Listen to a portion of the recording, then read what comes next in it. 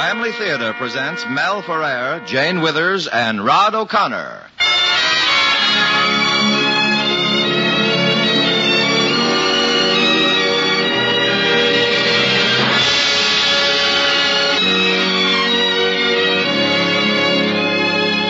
From Hollywood, the Mutual Network, in cooperation with Family Theater, presents Mel Ferrer and Rod O'Connor in The Hound of Heaven.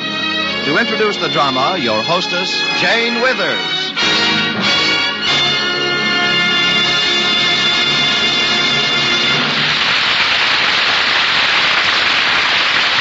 Thank you, Tony Lafrano. Family Theater's only purpose is to bring to everyone's attention a practice that must become an important part of our lives if we are to win peace for ourselves, peace for our families, and peace for the world. Family Theater urges you to pray. Pray together as a family.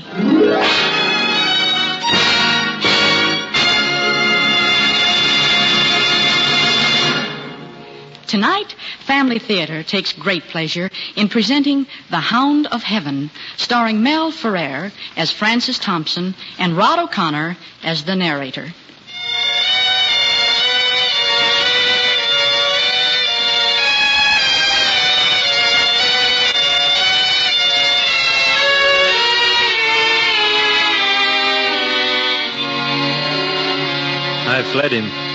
I fled him down the nights. Yes, you fled him, you eluded him. I fled him down the nights and down the days. Yes, you twisted, turned, tried to escape him.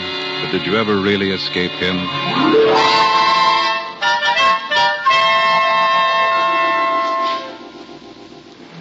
Whither shall I go from thy spirit? Or whither shall I flee from thy face? If I ascend up into heaven, thou art there. If I descend into hell, thou art present.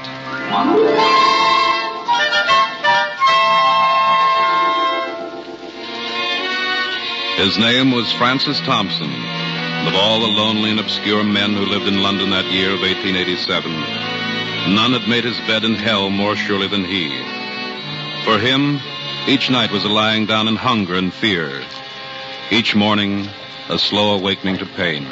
Yeah, there, you there, K-Top. Come on up, I say. Yes. Yes. You can't sleep there, you know that. I know. I'm sorry, officer. All right now, get along with you. Come on, along with you, I say. For Francis Thompson, waking up on the Thames embankment, each morning was a slow return to pain. A remembrance of dreams twisted by hunger, made hideous by fear. Dreams of delirium shot through with dying stars in the river's mist that always had their ending somewhere at the broken edge of the world, with the nightstick prodding his chest, the agony of waking to another day. And then as he would get to his feet, brushing the dirt and matted leaves from his coat, pulling it tight about him against the fog, London, too, it seemed, returned to life, with the first cab in the street clop-clopping by, the first mackerel peddler crying his wares, with the first farmer's cart piled high with Surrey hay, and the whistle of the Edinburgh Express coming down from the northern hills.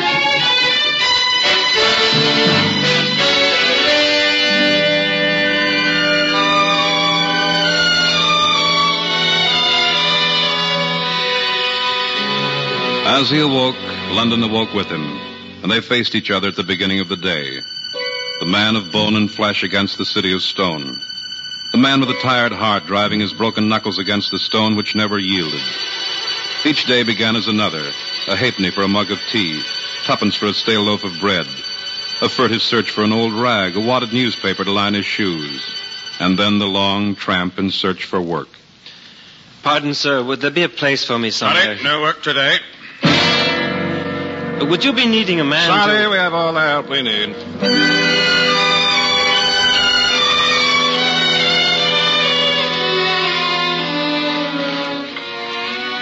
Unemployment, Francis. Unemployment. It's the scourge that can lash a man's spirit. It's a cross, a contradiction of economies that hangs heavily upon shoulders of people like you. So you've got to keep walking, keep searching. Maybe somewhere you'll find work. You can't stop now to rest.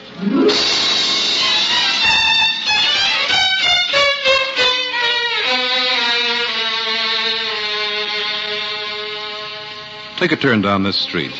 Now there. Through the crooked alley to the haberdasher's shop. Sorry, no work for you. Try the greengrocer across the street. Sorry, no work for you. Perhaps the wine shop. Try that. Sorry, no work for you. The warehouse. The warehouse. Sorry, no work for you.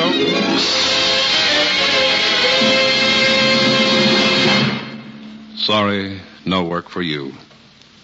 Yes, Francis, the day is over. The long tramping from door to door. Huddle there in the darkened doorway and take your rest. There'll be no bread for your hunger tonight, no roof above your head. And there'll be no drug to soothe the madness in your throat and brain. Lie in the doorway and take your rest. For tomorrow's another day, and if you live, there'll be more miles to walk. Death comes slowly to the afflicted, so you cannot hope for much tonight. What's that? A drum, perhaps. It could be the failing beat of your heart. No, it's not that. I hear it often. It stops, then it begins again. Your imagination. No, it's like footsteps, as though someone were following me. Don't be silly. Try to rest. No matter where I go, I hear them. They follow me always. It's the drug, Francis, you're craving. It's not the drug or my imagination. They are footsteps, and they follow me wherever I go. I'm like a man with the hounds crying after me. A hunted thing in a swamp. And I hear these footsteps. Night and day, I hear them. There. You hear them? I hear a drum. I hear my heartbeat. Wait. It's footsteps, all right. Someone's approaching the doorway. Hello. You there. You all right? I'm all right. Well, laddie, you shouldn't be lying here in the doorway. You'll catch a death of cold. Here, let me help you I'm up. all right, I say. Are you? I tell you, laddie, this is a bad night for a man's body and soul. What right have you to talk about bodies and souls? The right of one human being to another, laddie. Well, you can save your words. I'm not interested. Lad, I know you're sick. I know you're alone. That's why I'd like to help you. What do you mean, help? I want you to come home with me. My name's McMasters. I'm a bootmaker by trade, but I can put you to work if you want a job. Work? You'll owe me nothing, lad. Nothing at all. But why should you do this for me? Why shouldn't I, lad? If the situation were reversed, it's you who'd be reaching out your hand to me. This way, it's my good fortune. Here, come along now, lad. It's a warm bed for you tonight, and a good day's work in the morning.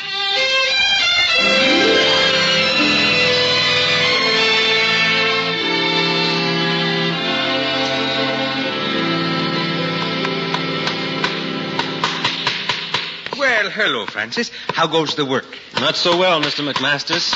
I'm afraid I don't think I was cut out for a cobbler. Oh, you're just learning, lad. It's only 3 weeks you've been here. Tell me, lad, I don't want to pry or anything, but what is your trade or profession? I have none, Mr. McMasters. Oh, if I did, I suppose you'd call it journalism. You write, then? Yes. What do you write, Francis? Oh, the usual thing, I suppose. Reviews, essays, some poetry. The sort of things that never sell. Here, lad, try some of this tobacco. It's an Irish mixture. Thank you. Light? Thank you. Yeah. Where did you go to school, Francis? Ushaw. It's about 4 miles from Durham. And you were studying... I wanted to enter the priesthood. I failed. I'm sorry. It's strange when you come to think of it. I'm 28, you know. You'd think that in 28 years a man would be able to win one victory. You'd think that, but it isn't true. After I was rejected for the priesthood, my father sent me to Manchester to study medicine. 6 years. Examinations every 2 years. I failed all of them. Defeat for me was like a web. I seemed to be caught in it, woven into its pattern. After a while, I became afraid to try anything at all for fear I'd fail at it. That's why I came to London. To break the pattern? No, to lose myself. To crawl into the darkest corner of the city and hide. Oh, laddie, how long have you? 2 years come November. 2 years? On the streets, in doorways, the way I found you? Laddie, how could you do it? How could you live? I don't know. Maybe it was because I prayed. I'd say that. Only sometimes there was even no belief in my prayers. And I felt as if God were not listening to me. You see, living the way I did in hunger, a disordered nervous condition, loneliness, you can't think clearly sometimes. You doubt your own mind's power to think. And then you can't pray right. Only I went on praying, and I'm still alive. That's all I know. And God willing, you'll stay alive, Francis. For you've a roof over your head now, and a job. And maybe time to write. Maybe time to write something great and good.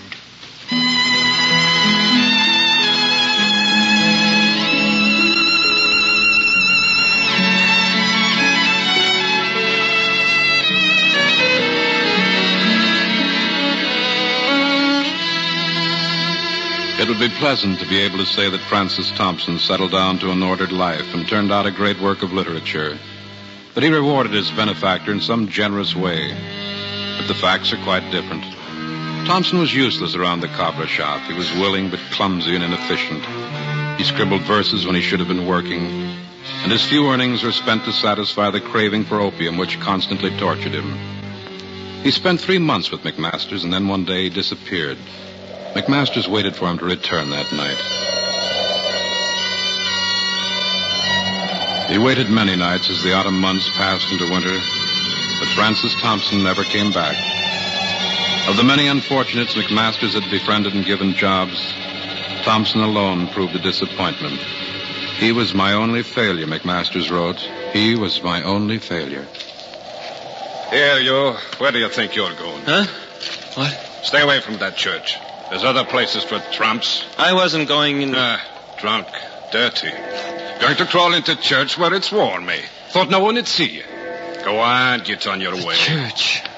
Yes. Get along, I say. Yes, that's where I can go. Here, you. You come along with me. I'll take you to a place where you can... Leave me be. Come here, you go.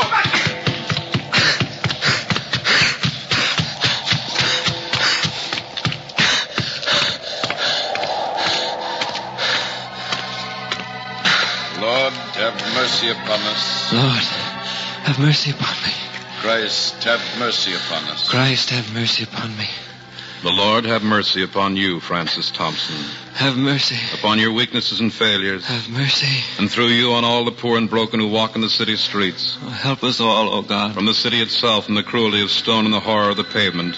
Oh, defend me, oh God. From the almshouse and the prison, from the makeshift bed in the doorway. Defend me, oh God. From the hunger in the day and the wakefulness at night. From the torn coat and the broken shoes. From the stares of pity and the stares of contempt. Deliver me, oh God. And give us this day our daily bread. Give me this day my daily bread. But more than bread alone, O God, give us the strength to earn our bread. Hear me, O God. Christ, have mercy on us. Christ, have mercy on me. Time to go, Francis. The church is empty. The sexton is putting out the candles one by one. I cannot go. If I leave, I'll forget how to pray. You must. Where? Somewhere, a doorway perhaps. There's that grain warehouse in Cock Lane if you could force a window. No. The rats. There's always the embankment. It's snowing. Then what? I don't know. Perhaps this is the end of all my running. Death. Death comes slowly to the afflicted. But not to me. A loaf of bread, a mug of coffee, and 3 or is it 4 days? These dizzy spells. Fever. I cough. No, it can't be far off now. Even to me. Do you want to die? Do I want to live this way? Do you not know, Francis, that while you live, your body is the temple of God? God doesn't live in me. God is perfection and health and beauty. Can God live in a broken body and a mind that doubts its own reason? No, I lost God sometime after I left the cobbler shop. I lost him somewhere in the alleys of East Cheap. But has God lost you, Francis? What? Has he lost you? But if I deny him, how can he find me? Listen. Do you hear that? The footsteps. The footsteps of the Hound. Do you remember, Francis? The footsteps. Yes. Yes, they always follow me. But there's something inside me. Oh, God, forgive me.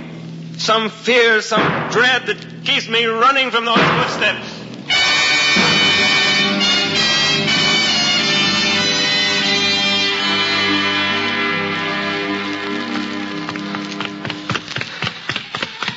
Hello? Oh. What's wrong? Why are you running? It's nothing. Oh, he's fainted. Please, someone, help me. Help me, please.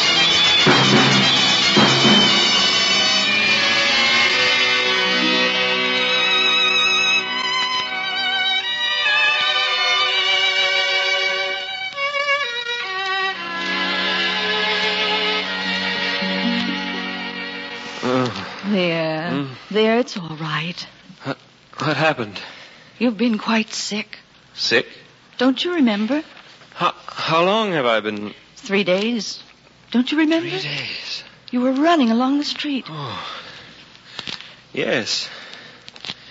Yes, I remember now. And you were the girl that... I brought you here to this boarding house. I'm afraid I've put you to a lot of trouble. I think I'd better go. Oh, but you can't. You're sick. The doctor said you must rest and eat. He said you were dying from starvation. You called a doctor? I had to. But that cost money. I have nothing to... Oh, don't say it. Lie back. I'll fix the pillow. Thank you. What is your name? Anne. Who are you? I mean, what sort of work do you do? Oh, nothing very much. Nothing important. I didn't mean to pry. I just wondered. Anne? Yes? Maybe you haven't done anything important, as you say. I don't know who you are, what you are. But I've been wandering across a plain of fever and delirium. 3 days, you tell me. Dreams come up like clouds over those 3 days. But in the end, it seemed that I heard footsteps behind me. They were after me. And I ran. And far on the edge of a plain, I saw a cross standing. And I thought, if I can reach that cross, I'll be safe. So I ran toward it. Only when I got there, it wasn't a cross. It was you. Do you understand? You mean that you don't care what I am? No.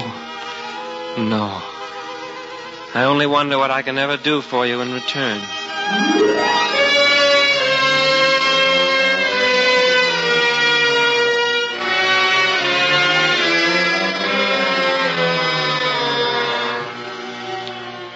And so, through the kindness of a complete stranger, an outcast, much like himself, the healing of Francis Thompson began. To him, this girl gave of the little she had, food, clothing, and encouragement, but more than that, an ease from loneliness. To her, he gave things unknown in her life, tenderness and reverence and respect. And then at last, Francis Thompson began to write. The Passion of Mary, a poem. Paganism, old and new, an essay.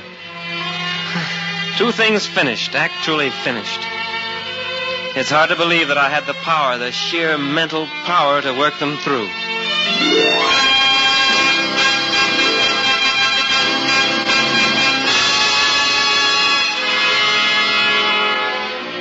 Francis Thompson was right. His work was good. And Wilfred Mennel, editor of the magazine Merry England, published the pieces, sought out the author, and extended to him the hand which would lift him from obscurity. But Francis Thompson, about to reach for the hand, suddenly withdrew himself. What about Anne? Anne? Yes, Francis? Anne, I sold them to Mr. Mennel, and Anne, he's interested in me. He wants me to come and live with him, to do my work at his home. Oh. I mean, he wants us. Us? Yes. You see, I told him we were to be married, and that I would come only if you were with me. No. I want you to marry me, Anne. Don't you understand? Yes, I understand, but you're a great writer. And you've got the chance now to get away from this, away from the streets, and be with the people of your own kind. But... No, Francis. I won't marry you. But why? You're not talking sense, Anne. Why? I'm not worthy of you, Francis. You know that. You're great and good. I might only hurt you. It's been good what we've had together, Francis, but you'll have to go on alone now. You'll have to go on alone.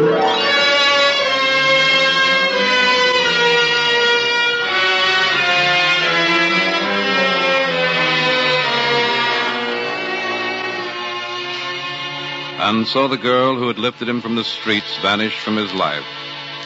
All that day he searched for, all the next and the next, but she disappeared. He turned away from the extended hand of Mennel in his search for her. And the days passed into weeks, weeks into a month, then 2 months as he tramped the mighty labyrinths of London. But he never found her. Among the millions of faces he looked into, none was hers. And then one day, at last, sitting on a bench in Covent Garden, barren from the grief that had drained him, he heard the familiar sound of footsteps. Francis? Yes? She's gone. You'll never find her again. I know. Now there's nothing left. Nothing but the footsteps. Do you hear them? I hear them.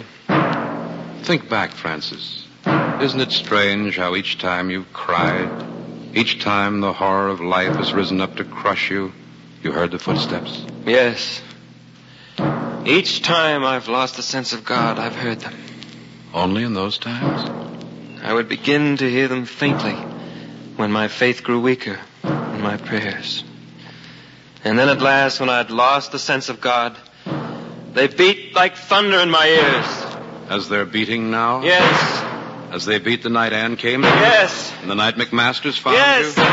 Yes. What are you driving at? Don't you know? Think, Francis. Think. Is it possible you could touch God by the hand and not know it? The Hound of Heaven. The footsteps of God in Charing Cross. No matter where I fled, they followed. Down the nights and days, the twisted lanes and passageways of all London. Down the years and months and days, they followed. God's love pressing in on me when I denied him. God's love hounding me through the swamps of despair. God, who wouldn't let me go, even though I had denied him. God looking at me out of her eyes and touching me with her hands. Yes, I know now. I know. These footsteps... Then search out your soul, Francis, and put what you find into words. All the hunger and pain and loneliness of these tortured years. Write it, Francis. I fled him down the nights and down the days. I fled him down the arches of the years. I fled him down the labyrinthine ways of my own mind. And in the midst of tears, I hid from him. Write it for all to read, Francis, for the poor, the beaten, the hungry, the tempted, the weak, for those like you all over the world. I hid from him, from those strong feet that followed after. But with unhurrying chase, an unperturbed pace, deliberate speed, majestic instancy they beat, and a voice beat more insistent than the feet. All things betray thee who betrayest me. Put into words the streets and the sleepless nights, the cold sweats and the agony of thought. Put Anne into them, for you'll never find her again. And McMasters. And put the losing of God into words, the awful loneliness. For though I knew his love who followed, yet I was sore adread lest, having him, I might have naught beside. And Francis put into words the joy that came when God had found you once again. Nigh, and nigh draws the chase, with unperturbed pace, deliberate speed, majestic instancy. And past those noised feet, a voice comes yet more fleet. Ah, fondest, blindest, weakest, I am he whom thou seekest. Yes, put all this into words, Francis, that others may draw courage from them and find their way to peace. For it is you, Francis Thompson, who went down to make a bed in hell, but found God's love and mercy following you even there.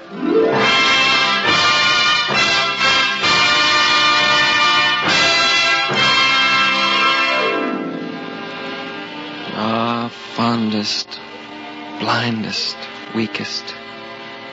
I am he whom thou seekest.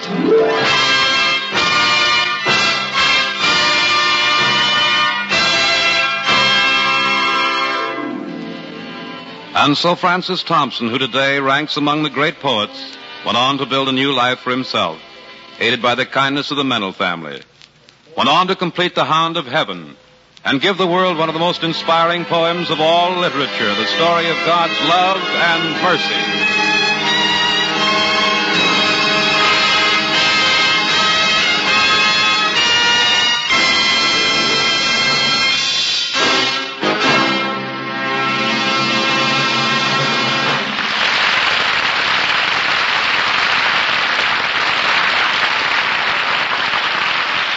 Jane Withers again.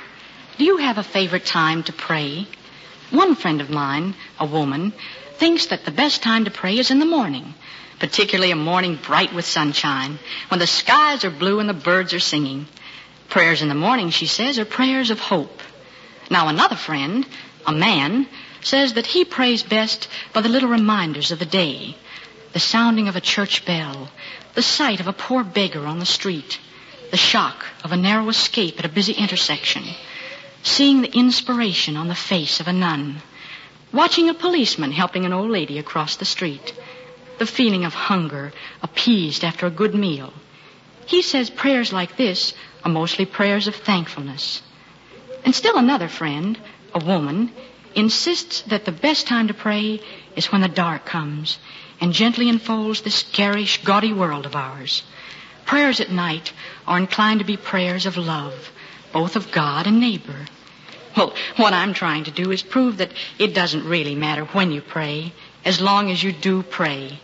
But pray especially as a family, for there's great joy in praying with others.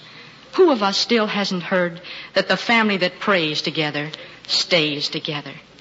More things are wrought by prayer than this world dreams of.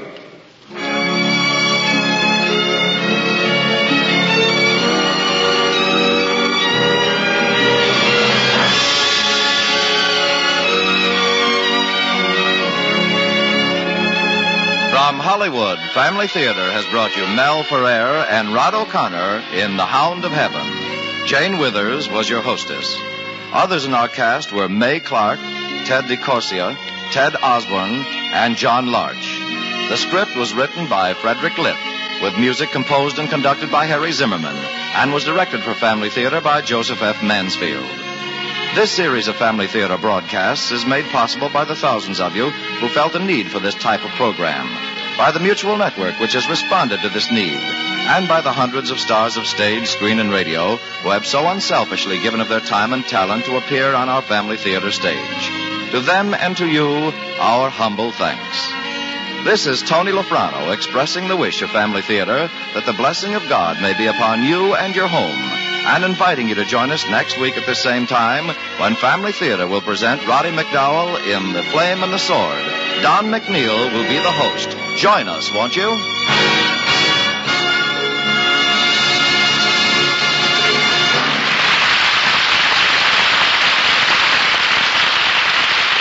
Family Theater is broadcast throughout the world and originates in the Hollywood studios of the world's largest network, the Mutual Broadcasting System.